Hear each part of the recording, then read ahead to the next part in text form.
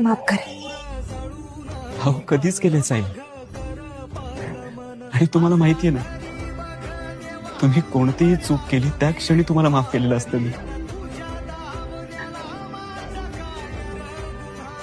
फक्त एक सांगायचं राहून गेलं.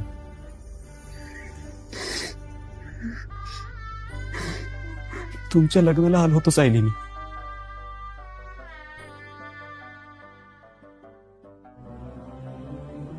हो सायली.